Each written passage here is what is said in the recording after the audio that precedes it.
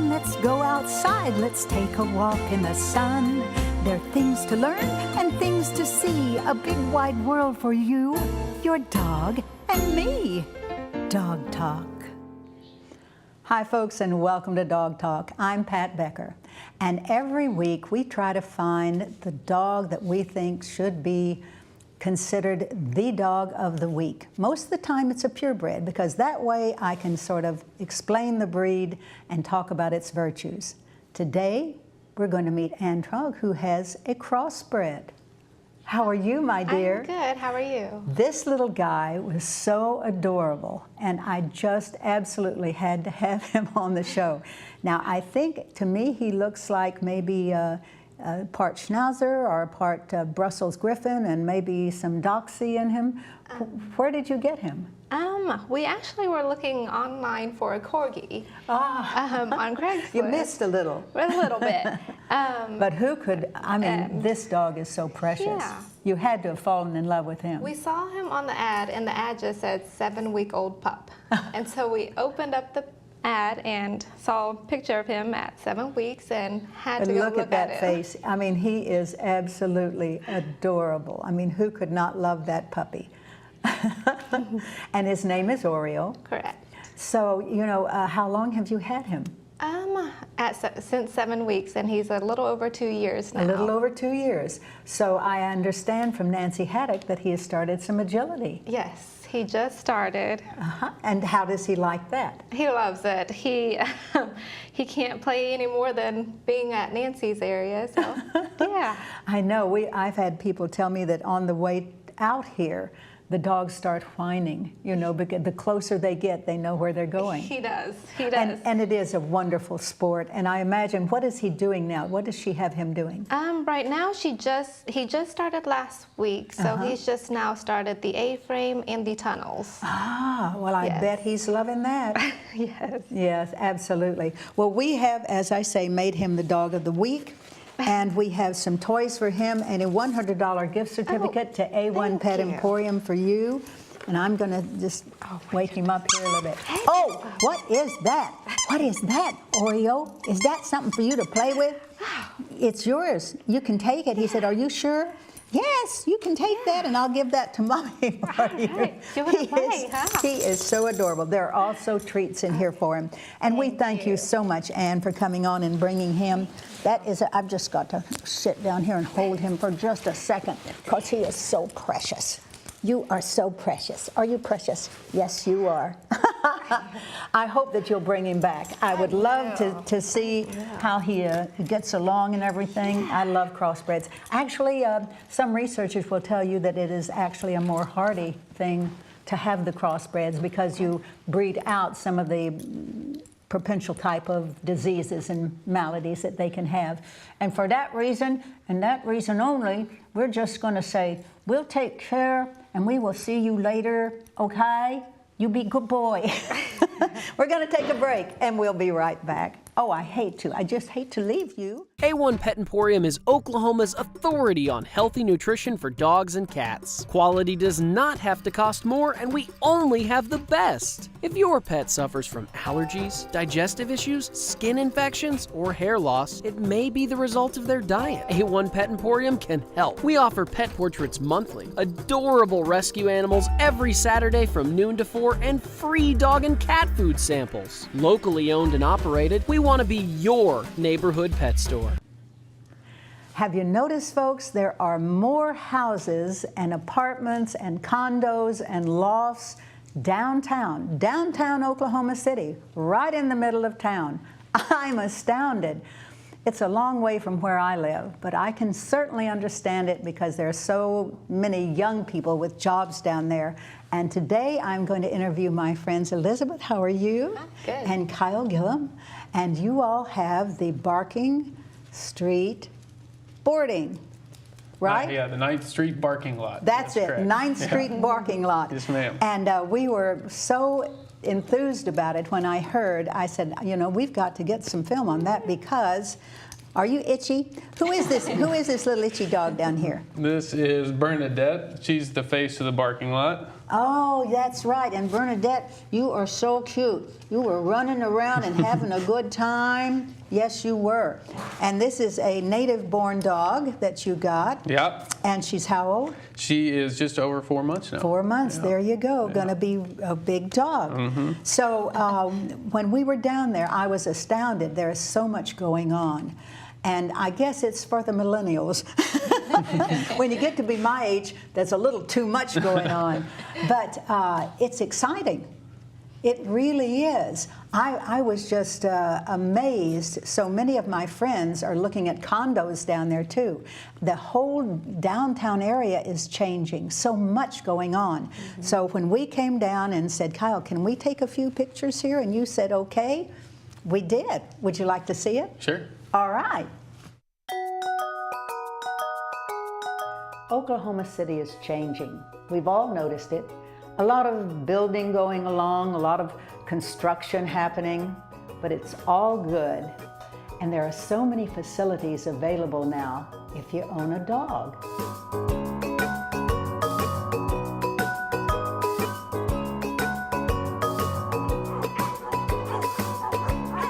And I'm talking today with Kyle Gillum. How are you? I'm good, thank you. And you have this wonderful facility called 9th Street Barking Lot. So tell me about it.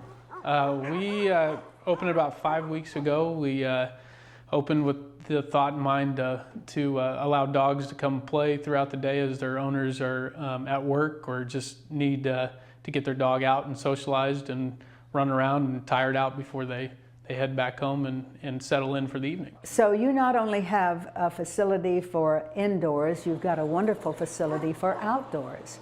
And I noticed that they have the capability of a choice, an option. They can stay inside, they can go outside.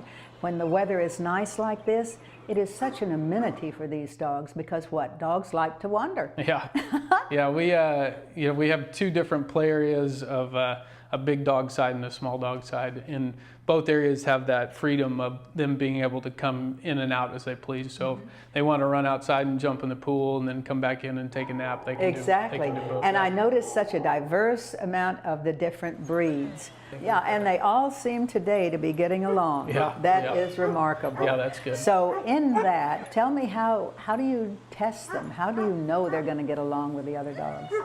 So what we do is we do a good visual assessment of the dog as they come in, get to know. So we spend time getting to know them, and then we bring them back into our transition area and kind of let them assimilate smell.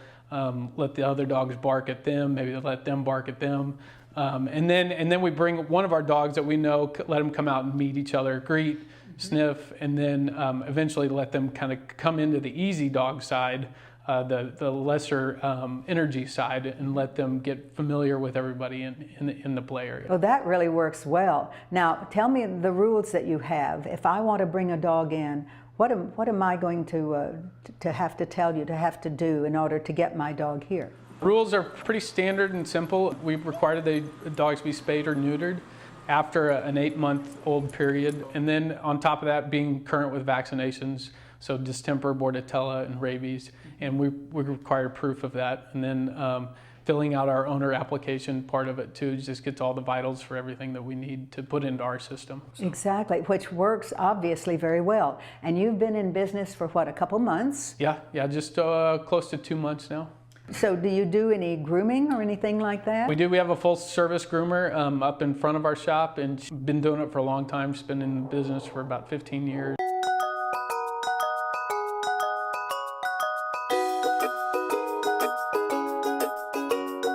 Well, in every organization, I have found that you need at least one really smart, nice lady.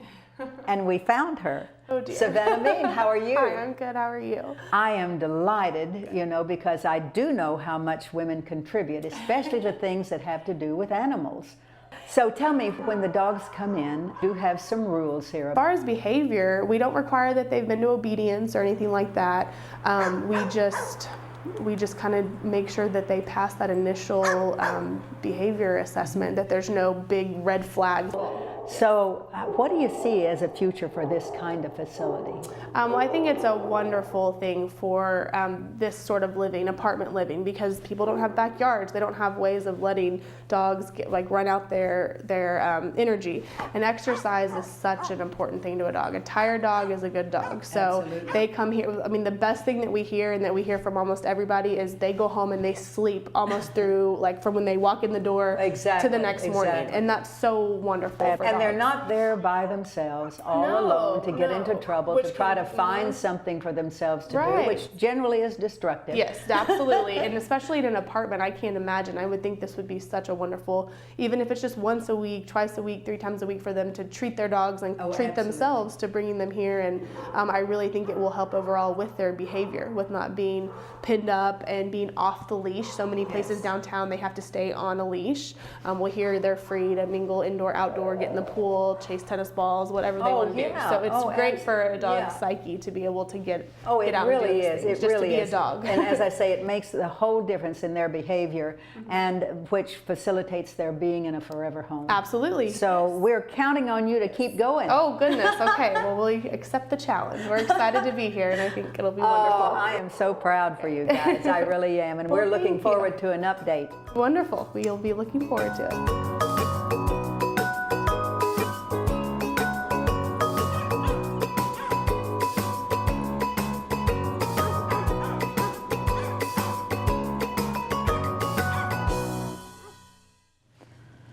Boy, I am so enthusiastic about your place. I would love to bring a dog down there one of these days, one of mine to play, if I didn't have 160 acres for them. But you can see how, as was said, without a yard, without a place, and if you work downtown, you want that dog, especially young women who are single that have jobs down there, Elizabeth, they want their dogs with them. Oh, absolutely. So this gives them a great facility so they can have their dogs. The dogs are happy. They come home. It's wonderful, folks. If you live downtown or close to town, you got to go because it's wonderful. 9th Street parking lot. Yes, ma'am. That's right. It's a great place. We thank you so much for coming. Thank you for having Appreciate it. us. Keep us advised. We will, thank you. We're going to take a quick break, and when we come back, Nicole Holloway is here. A lot of law things to discuss. A1 Pet Emporium is Oklahoma's authority on healthy nutrition for dogs and cats. Quality does not have to cost more, and we only have the best. If your pet suffers from allergies, digestive issues, skin infections, or hair loss, it may be the result of their diet. A1 Pet Emporium can help. We offer pet portraits monthly, adorable rescue animals every Saturday from noon to 4, and free dog and cat food samples. Locally owned and operated, we want to be your neighborhood pet store. Well, how lucky we are today because Nicole Holloway is here from Maples Nicks. And she's a lawyer, and she's going to tell us all about what's happening. Now, I saw in the paper, and I called you about it, there were a couple articles that I thought needed addressing. So explain to me about them.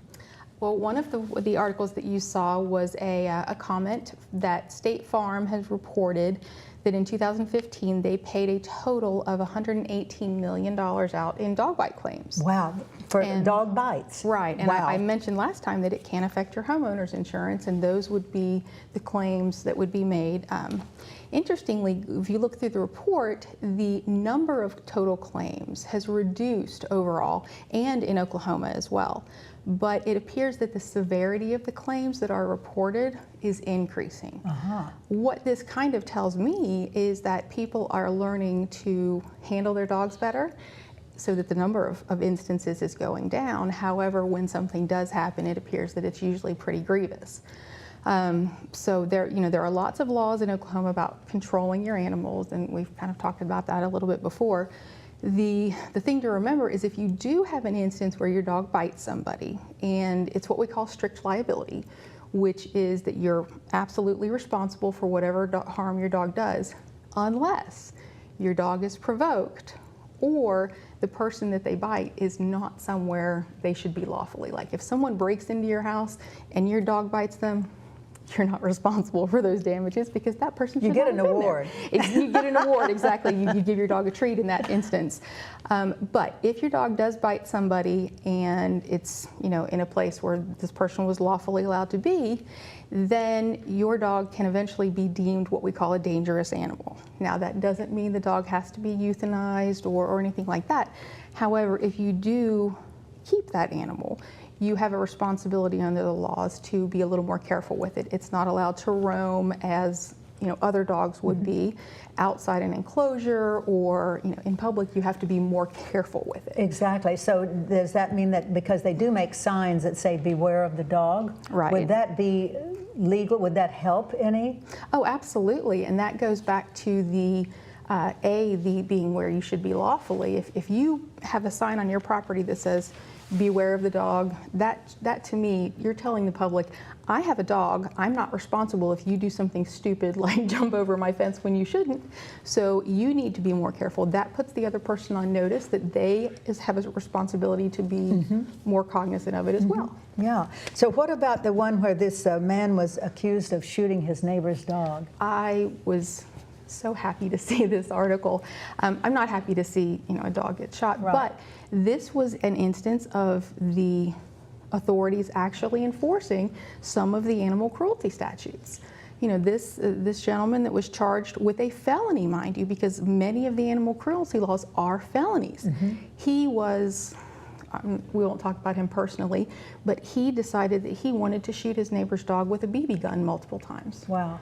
Well, the owners of the animal reported it, and the police took it seriously, and they arrested the gentleman for a felony, which the general animal cruelty statute for criminals in Oklahoma is up to a year in prison and a $5,000 fine. There are also other more particular cruelty statutes, such as poisoning. If you poison an animal, that can be considered a misdemeanor, which carries a little less of a fine. Exactly. Why is that different?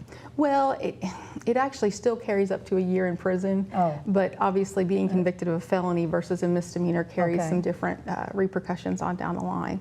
The interesting one that I thought was in the abandonment criminal statutes, which you hear of people abandoning their animals everywhere, leaving them on public roads or leaving them on the shelter's doorstep. Leaving them in a house and deserting. Exactly. There's a couple of statutes. One talks about leaving an animal who is disabled or maimed or sick, and that carries a fairly stiff penalty, as does just generally abandoning an animal. So, yeah, and I was really concerned because this was a different animal. That was a horse that was stabbed to death recently. There was a reward posted, and I called around and said I would definitely add to that. What now? How does this happen? I mean, they came on this property, and actually to stab a horse, and I'm a horse person. You gotta really work at it. Right. I mean, horses are obviously very strong and very tentative. And now that horse might have walked up to him, they might have roped it or something like that. But if this person is caught, then what will happen? They will absolutely be charged with a felony. As well, and we've talked about this before, the owner of the horse can make a claim to recover, damages for their property. So there's several components to things like that. I think what I'm encouraged about is that it seems like people are taking animal cruelty, laws more seriously, and I think we all want that to happen. That's exactly right. Oh, we appreciate it so much, Nicole. It's always good to see you, always good to get informed about such things. Folks, there are laws about this. we're going to take a short break here, and I'm going to tell people about leash training. Matter of fact, I think we'll just go into that. Leash training is one of the hardest things to teach a dog. You wouldn't think it, but it is. I have so many callers, so I made a little demo. Would you like to see that? Absolutely. Okay. One of the most asked questions of a dog trainer is usually, how do I get my dog to walk on a leash? The second most asked question is generally, how do I get my dog to walk on a loose leash? And the third question is ultimately, how do I get my dog to walk beside me with no leash? Those are good questions. I think I have some answers. Let's try it. Of course, in order to get your dog to walk on a loose leash, or without a leash, or quietly on a leash, you need some basic training. And these are tools that you will get when you go to a proper trainer. They're elementary things, foundation things like sit, like down, like up, like move around and come over here behind and beside me. Good girl. And I treat this dog. This is called positive reinforcement. All dogs are bribable. I've found that out. But all dogs, every breed has prey drive. So what's to keep them from triggering, from seeing something that attracts them and they run to it, pulling the handler? That we call connection. If your dog connects with you and you connect with your dog, you have an understanding between each of you. So, Gyps, come here. Let's talk about collars a little bit. This is, of course, a flat collar, kind of a fancy one, but a flat collar. There are quite a few options, such as this is called a martingale. It slips on and slips off easily. This is a head collar, and Gyps, come here a minute. Come here, look here. Yes, this I like. This is called a gentle leader, and I like these for older folks because it keeps a dog's right by the owner. It keeps a dog's focus on the owner. Why? Because the head of the dog will be at the owner's side. It's sort of like riding a horse. You wouldn't ride it in a collar. You ride it in a headstall. And this is very similar. This is a gentle leader. The dog can open its mouth. It can chew, it can eat. It will not keep a dog as a muzzle from biting someone because it can get its mouth open. Then we have what we call the halties. And halties I like because they are a little bit different. Whoops, they're a little bit different, but they do the same thing. This is called, of course, a harness. And the harness slips over the dog's head. Come here, Gyps. And is around the dog's chest so that it protects them here. And you do get a good, as they say, a good handle on the dog. This is another one, and I like this one in particular because it goes through the dog's around in front of the dog's chest.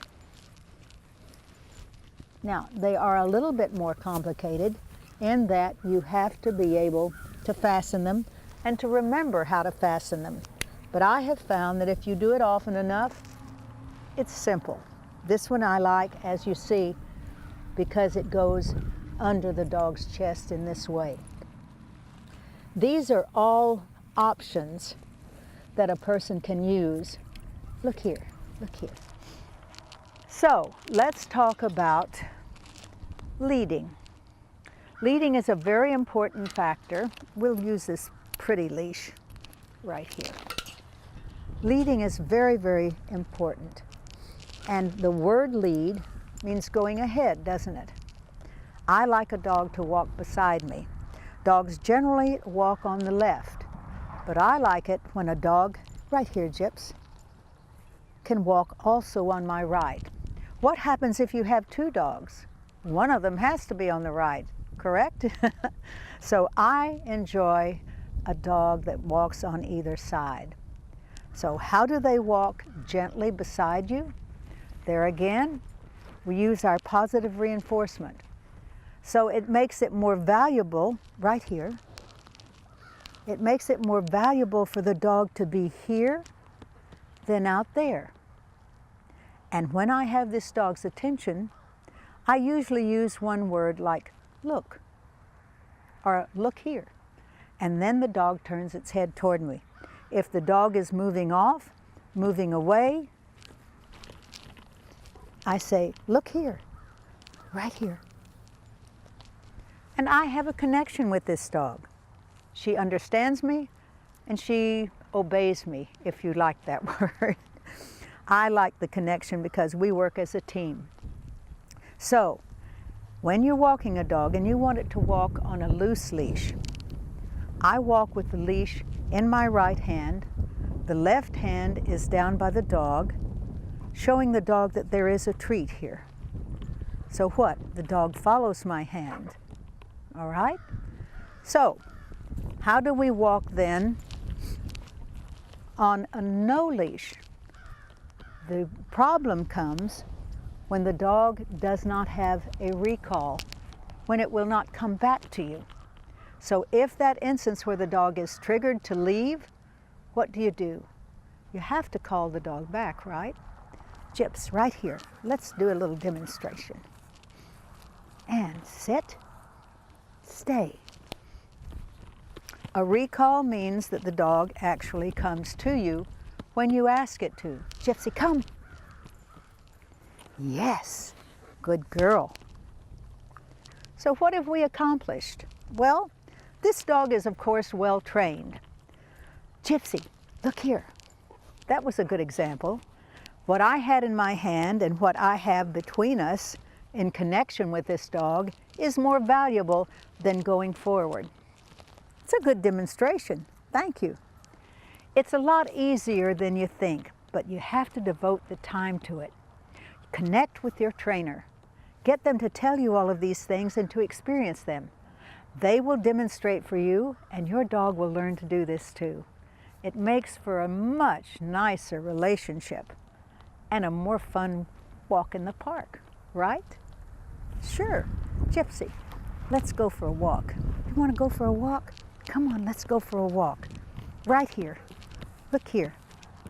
Look here. We're going to walk fast. Let's walk fast. Walk fast. Walk slow. Yes, let's walk fast. Walk slow. Right here. Right here. She's very well trained. But it is easy. Just try it. Work with your trainer. It takes time, sure, but the effort is well spent. Are you a happy dog? Can you sit? Can you shake? Oh, such a good girl. What fun is that? That was wonderful. Did you learn something? I did, and I learned a lot. Well, you know, it is probably one of the hardest things to learn. Sitting is fairly easy, even telling a dog to lie down, shaking hands, you know, those are easy things, but a dog triggers. And you go out in the park, what? It's not natural for a dog. When they go out of the house, they hear things, they see things, they smell things, they want to run around and explore. So what makes it better, you know, to have them right here? You got to train them. I agree. Nicole, thank you so much again. Thank you, And Pat. thank you guys. Take care, and we'll see you next week.